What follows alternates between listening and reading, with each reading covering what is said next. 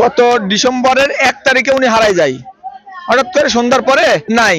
মেলা রকম খুঁজাখাজি, তার ছেলেরা মেয়েরা যেরকম যে বলছে যে অমুক জায়গাতে এই লোকটাকে দেখে আসলাম, কিন্তু যাই থাকি অন্য মানুষের মাথার খুলি ওইগুলো পড়া দেখে আমরা মনে করছি যে ইনি হচ্ছে আমার যিনি হারাই গেছে, যে যাই এটা হচ্ছে সে মানুষ।